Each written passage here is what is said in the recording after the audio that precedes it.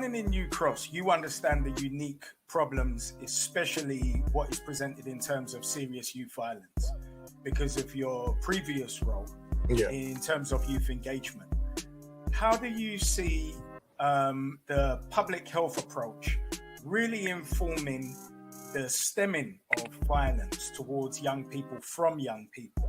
Because number one, we know it's a huge cultural problem in that criminality has been accepted as a mainstream culture, as opposed to the separation when there were bad boys in your area and there was everyone else who would just be outside, who would be aware, but there was a very distinct classification between young men who carried knives and were willing to use them and everybody else in the community.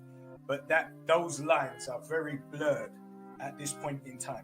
So how do you see the interconnectivity of agencies, and I'm talking about specifically now the grassroots agencies that are culturally competent, who are your colleagues that you've come across over the past 5 years? The first thing I'll say to that is answer the first part of the question. It has to be a trauma-based model. The community has taken in so much embedded trauma, we have to deal with that first. And I'll give you an example of that trauma. The minute people heard I was running in New Cross, the theme that I was getting was, Gwenton, it's time. We need to find out what happened to those people in the New Cross fire, and you're the man for the job. What that says to me, it isn't just about the lives lost in that fire, because as you know, I had to champion a fire of an 8-year-old just 2 years ago, 2 roads away from where the New Cross fire happened. So it's about the trauma, the ongoing trauma and suffering of the people within that community. We've got great grassroots people down there, like we've got Daniel Pink, we've got Royston John, amongst many others down there, the Ubuntu family, that are doing some tremendous work with the young people. Most of them have been the young mayor of Lewisham over the years. But it's about, are they getting the chance to shine the light on the positive work they're doing, to empower the other young people within the borough to see that you don't have to fall into criminality. You don't have to get pressured to carry a knife or a machete as part of your uniform. But when you look at the current state of play, where the individuals that are in power, they will say that they care about that to get the vote. But once they get in, nobody sees them again. I've worked in Lewisham for 15 years. I started off giving the local authority 1-bedroom self-contained properties for the young men and women that were trying to flee violence. After that, they asked me to come down there 1 night a week. That then turned into 10 years. So I've seen on both levels, at a senior prac and as a frontline worker, that it's a state of crisis when it comes to youth crime. We went down there to shoot a video a few weeks ago, and within half an hour, we had a young person trying to take our camera in broad daylight.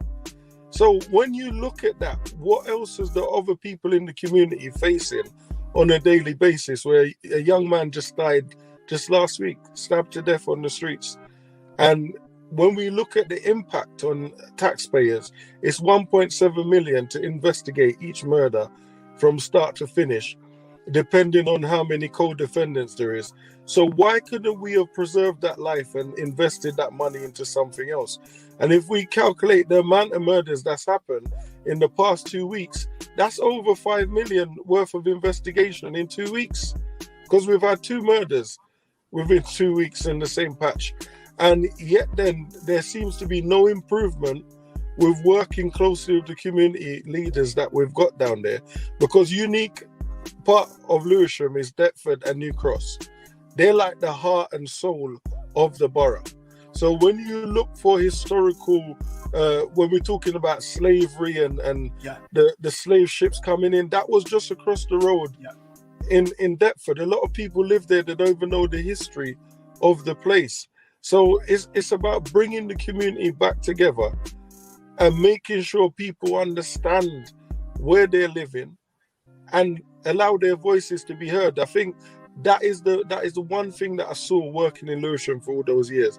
The residents felt like they were suffering in silence. That was the biggest problem. Things were happening without their consent or even having a conversation with them. it was just happening. It was like, well, this is what we've done. There's nothing you could do about it. We're going to continue doing the same. And I think that is why now you're seeing a lot of people saying, you know what, I'd rather not vote. Because what's the point of voting if no one's listening to me?